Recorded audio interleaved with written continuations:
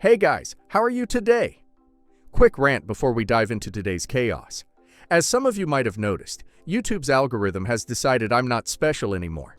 Shocking, I know. So now if you don't like, comment, or do a little backflip in the algorithm's honor, this video might just vanish into the void, never to be seen again. Seriously though, even a hi or "this is wild" in the comments helps way more than you think. It tells YouTube, hey, people actually like this channel. Maybe don't hide it from everyone. That can really help push my videos out to a wider audience, not just to my subscribers. So if you enjoy these stories and want to support the channel, that's the best way to do it. Now grab a drink, get comfy, and enjoy the drama. You won't want to miss this one.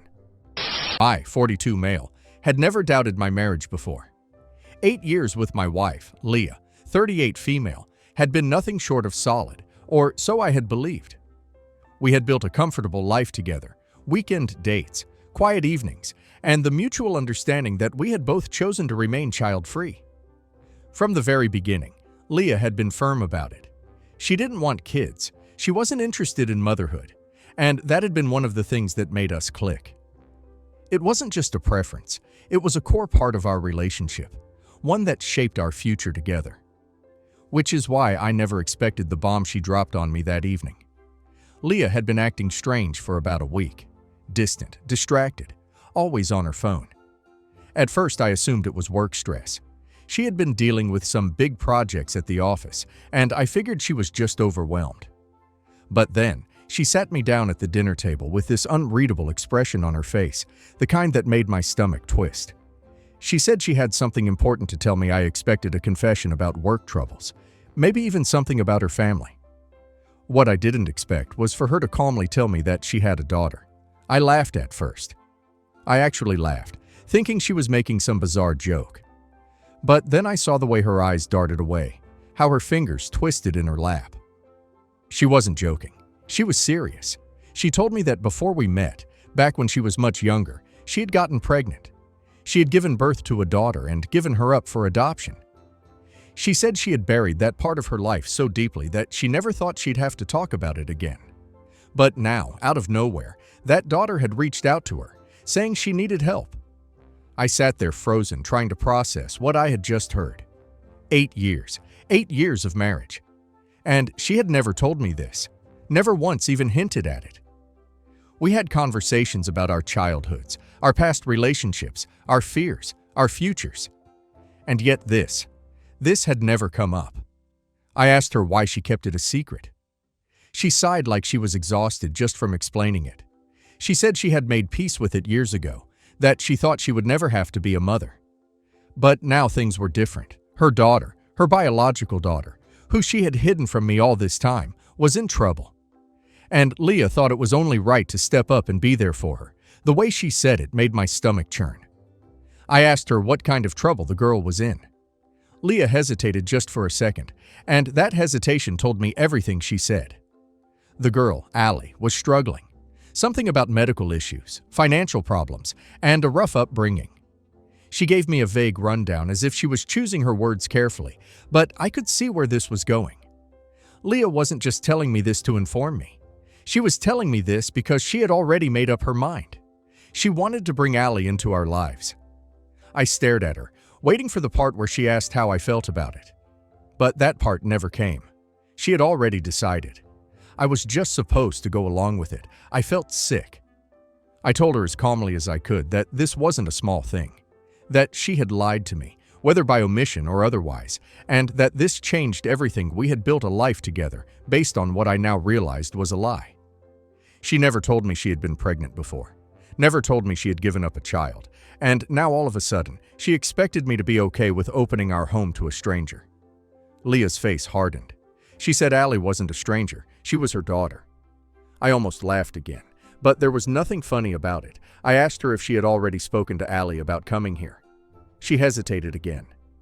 That was when I knew she had. She had already told Allie she could come, that we would take her in, that we would be there for her. I couldn't even breathe for a moment. This wasn't just a lie of omission. This was manipulation. She had already made promises without consulting me, without even giving me the chance to process any of this. I asked her if she had told Allie about me. She nodded, looking uncomfortable. Said that Allie knew she was married, but that she didn't think it was necessary to tell her I had no idea she existed. Until now, I ran a hand over my face, feeling like the ground beneath me had just shifted. This wasn't just about a long-lost child. This was about trust. This was about the fact that my wife had made a life-altering decision without me. And now she was expecting me to not just accept it, but embrace it. I told her I needed time. Leah scoffed at that. Time for what? She asked. Time to get used to the idea. Time to decide whether I was going to be selfish or actually support her. Selfish. That word hit me harder than I expected. I wasn't the one who had lied. I wasn't the one who had pretended to be child-free for years. I wasn't the one who had made a life-changing decision behind my spouse's back. And yet, somehow, I was the selfish one for not immediately welcoming this stranger into my home. I told her this wasn't fair. She looked at me like I was the one being unreasonable. She said that she thought I'd understand, that I'd want to help, that I would support her in this the way a good husband should. I stared at her, seeing her in a completely different light for the first time in our marriage. I told her I didn't sign up for this. Her eyes flashed with something I couldn't quite place. Anger, disappointment, maybe both. She said she didn't expect me to react this way. I told her I didn't expect to find out my entire marriage had been built on lies. We sat there in silence after that, the weight of everything suffocating. Leah had made her choice. The question was whether I could live with it, and deep down, I already knew the answer. Update 1. The next few days were tense. I barely spoke to Leah, and when I did, it was only out of necessity. The air between us had changed, thick with something unsaid. Every time I looked at her, I felt like I was looking at a stranger. I kept replaying our conversation in my head, trying to make sense of it. 8 years together, and she had never once given me a clue about this part of her past. Not a slip-up, not a hesitant pause. Nothing. It wasn't just the lie that got to me. It was the fact that she had already decided everything without me.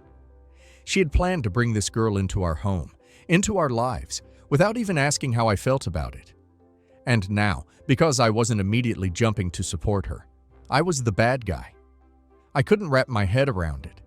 Leah, on the other hand, seemed disturbingly at peace with everything. While I was still grappling with the shock, she was moving forward like nothing had changed. She still kissed me goodbye in the morning before heading to work, and still went about her routine like our marriage hadn't just cracked wide open.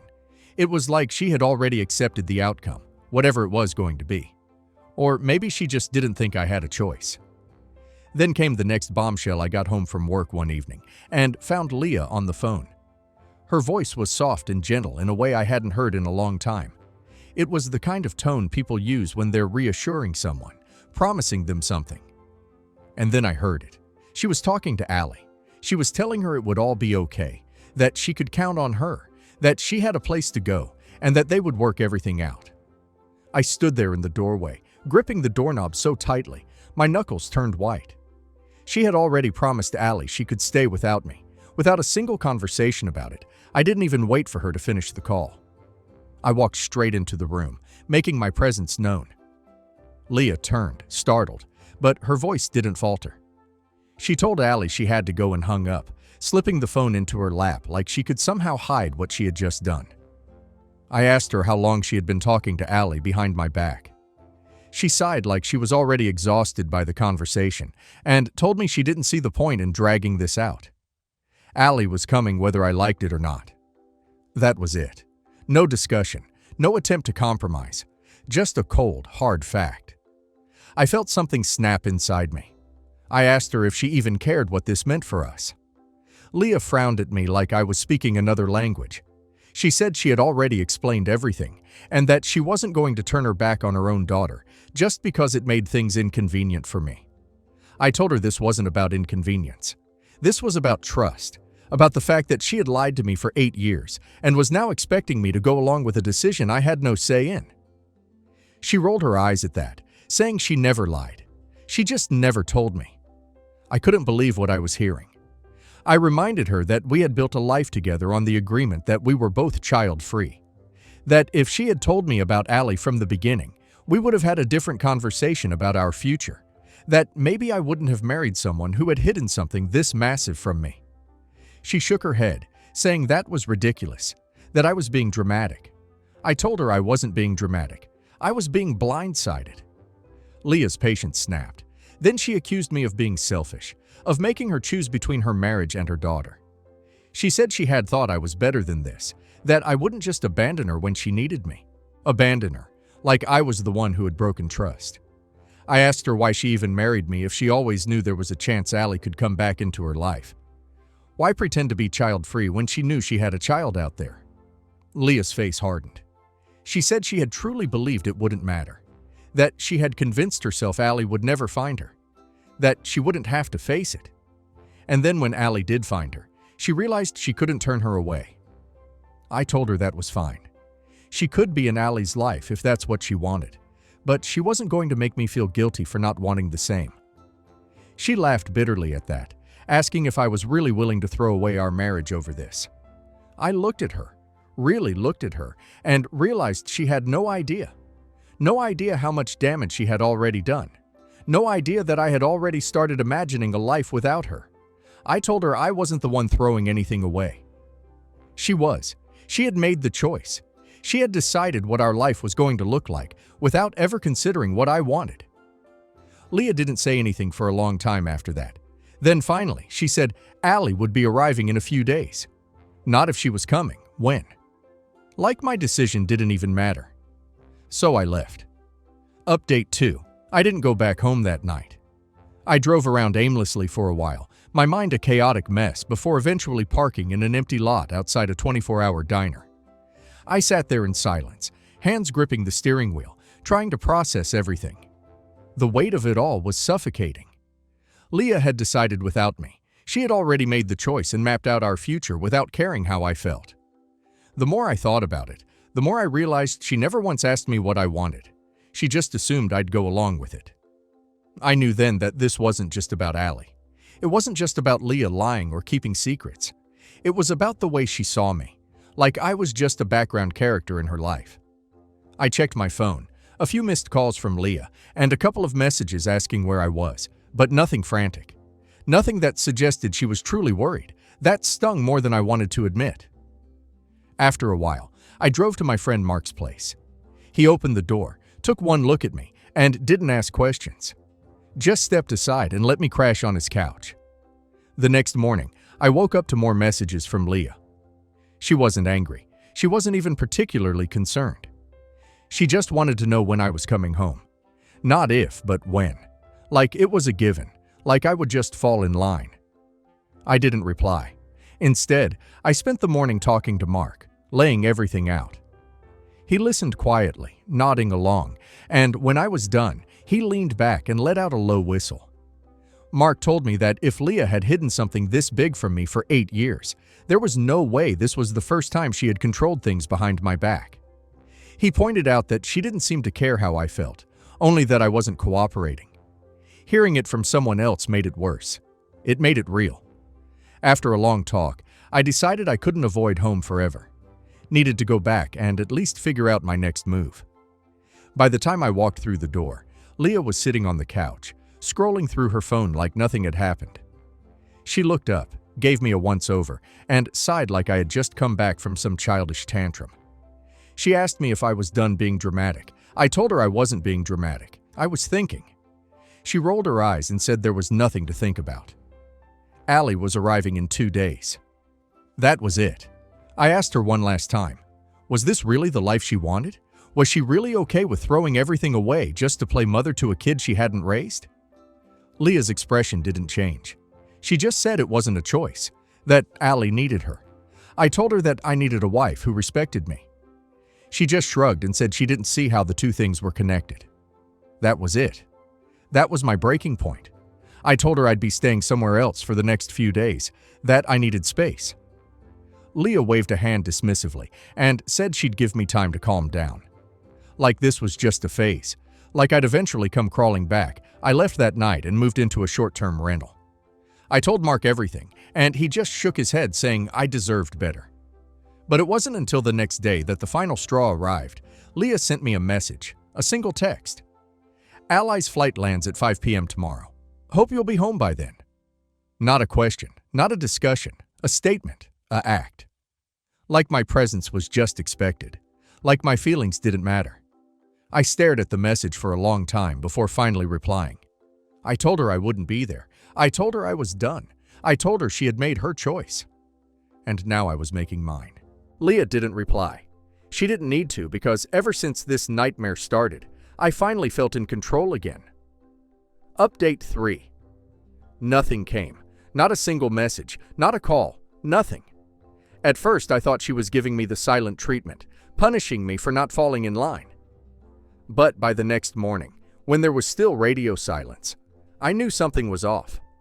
Leah wasn't the kind of person who ignored problems. She steamrolled through them. She controlled. She dictated. She made decisions and expected me to follow. So, why wasn't she saying anything now? Mark suggested that maybe she thought I was bluffing, that she assumed I'd be home the moment Ally arrived, that I'd break under the weight of guilt and expectation. But I wasn't breaking. Not this time. I spent the day focusing on myself, something I hadn't done in a long time. I went for a walk, grabbed lunch, and even started looking at legal consultations online. I wasn't ready to take that step just yet, but I wanted to be prepared just in case. By evening, my phone finally buzzed. It was Leah, but it wasn't a message. It was a group call. I let it ring, staring at the screen until it stopped. Then, a few seconds later, a flood of messages came in. Leah was furious. She accused me of embarrassing her, of making her look bad in front of Ally. She said that I was being cruel, that she knew I was struggling, but that this was no excuse to abandon her when she needed me most. I didn't respond. A few minutes later, my phone rang again. This time, it was from an unknown number. I let it go to voicemail, and then another text popped up. It was from Leah again, telling me that Ally wanted to talk to me, that she was hurt by my refusal to be there. I still didn't respond. Then finally, a message that made my stomach drop. If you don't want to be part of this family, then just say it. That was when I knew Leah had already made her choice. This wasn't a situation where we could find common ground, where we could meet halfway. She had drawn a line in the sand, and if I didn't step over it, I was the villain. But I wasn't going to step over it. I was done. Update 4. I spent the next few days trying to clear my head. I went back to work, kept myself busy, and ignored the occasional messages that trickled in from Leah. Most were passive-aggressive. Some were outright guilt trips, but I was holding my ground. Then, a week after Ally arrived, I got a call from Leah's mother. I picked up. Her voice was unmistakable, sharp, no sense. The same tone she had always used when she was trying to fix things. She said she had heard about the situation and wanted to know why I was making such a big deal out of it. I told her I wasn't making a big deal out of anything. I was just responding to the choices Leah had made. She scoffed and said Leah had made those choices because she was being a responsible adult, that Ally was her daughter no matter how many years had passed. I told her that Leah had lied to me for our entire marriage. She brushed it off, said that it wasn't a lie. Just in a mission, I asked her if she would have been fine if her own husband had admitted something that huge. She went quiet for a moment, then sighed and asked what I planned to do. I told her I didn't know yet. She said she hoped I'd come to my senses before I ruined my marriage over one mistake. Then she hung up. I stared at my phone for a long time after that, wondering if I should have said more, if I should have fought back harder. But then I realized something. I wasn't fighting anymore. I wasn't trying to convince anyone of anything. I was just done. That night, Leah finally sent me the message I'd been waiting for. Are you coming home or not? That was it. No pretense. No emotional manipulation, just a demand for a final answer. I told her no. Then I turned off my phone and tried to go to sleep. Update 5. I wasn't done yet. There was one last thing I had to do. The next morning, I texted Leah again. This time, I was direct. No room for misinterpretation. No wiggle room for her to argue her way out of it. I told her she had 1 week to move out of my house. And if she didn't, I'd move her stuff out for her. She could take Ally and go stay with her parents if she wanted. But as far as I was concerned, I was done playing the role of the accommodating husband. She tried calling immediately. I let it ring. A few minutes later, the messages started. At first, it was disbelief. You're really kicking me out. Seriously? After everything? Then came the bargaining. Can we talk about this first? Please. You're making a mistake. Then anger. I gave up everything for this marriage and you're just throwing it away. You can't just push me out of our home like I'm nothing. She kept calling. I ignored every single one. By midday, I got another message. This time, it was different. I can't believe you do this. And then minutes later, Allie was right about you. That made me pause. Allie. I hadn't spoken to her. Hadn't even exchanged a single word with her since she arrived. I had no idea what Leah had told her about me, but it was clear she had painted herself as the victim. I debated whether I should respond. But what was the point? Leah was grasping at straws, trying to guilt me into changing my mind. But I wasn't changing my mind. I had already contacted a divorce lawyer that morning. The paperwork would be drawn up soon. I was done. Update 6. The next few days were blissfully quiet. Leah didn't show up at my office. She didn't bombard me with calls.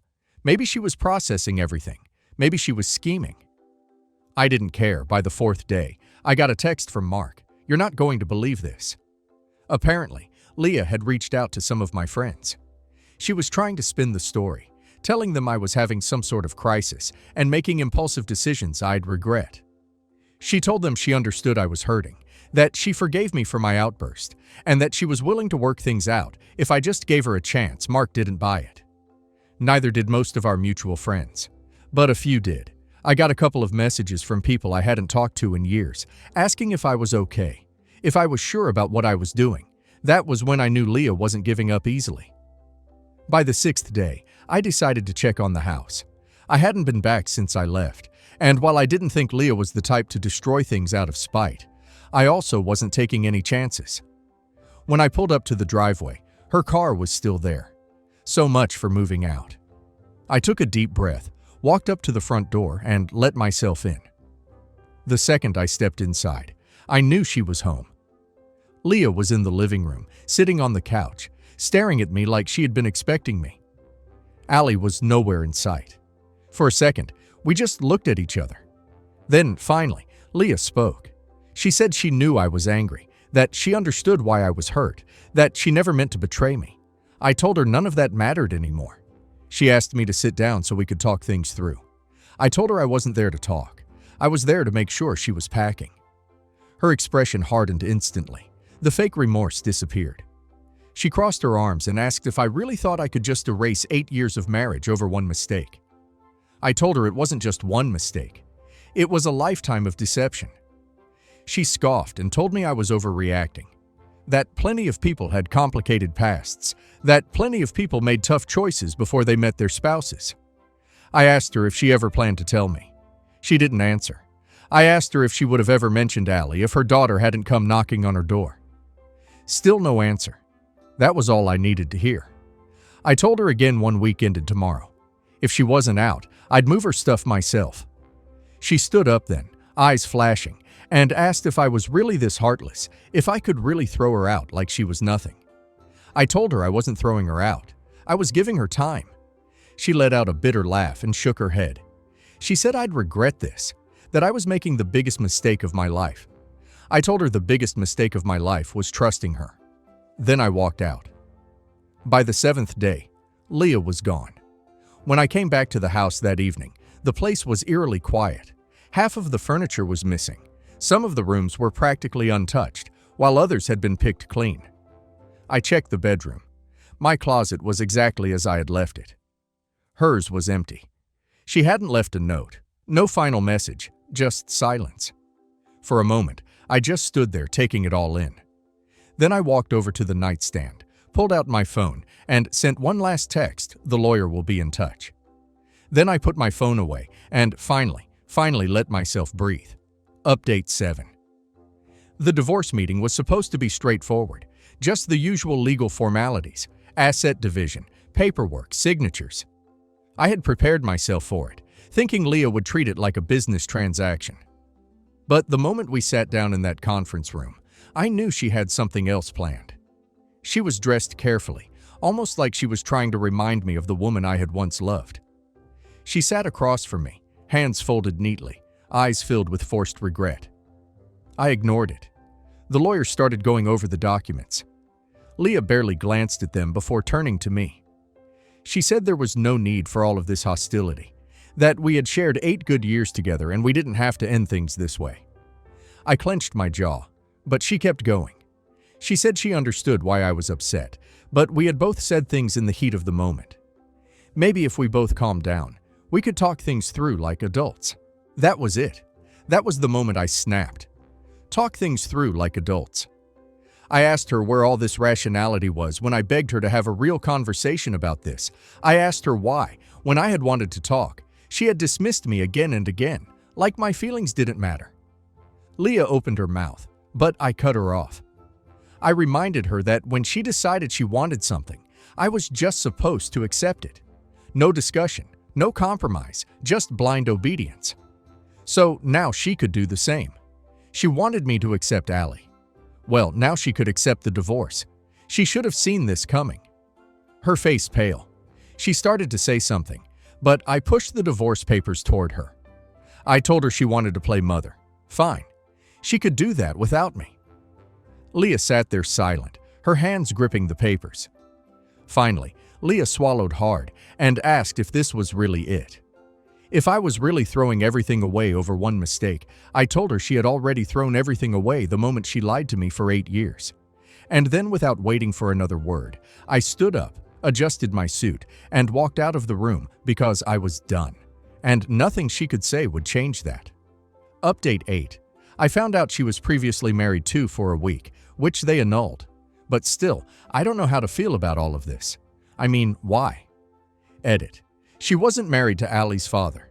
I don't know who he is. She isn't getting a penny from me. I followed your advice and ran a background check on her. If the woman could hide a kid like nothing, she sure as hell could hide plenty of other things. That's how I found out about her marriage, not the a-hole. This isn't one mistake. This is an entire double life she curated to keep OP in the dark. Hidden pregnancy, hidden adoption, hidden daughter. And then she unilaterally decides this adult stranger is moving into OP's home after they both agreed to be child-free. That's not compassion, that's control. And the fact she weaponized words like selfish and good husband, the second OP didn't comply, tells OP everything. She didn't want a partner. She wanted an accessory who would just adjust himself around whatever secret she dropped next. And now let's hear community's opinion. I feel bad for Allie, but your wife put her in a horrible position too. Imagine being that girl, told, "You can come live with us. My husband will support us." When the husband doesn't even know you exist. Leah didn't just betray you. She set Allie up to walk into a house built on a lie and then spun you as the villain when you refused. That's not a mother owning her past.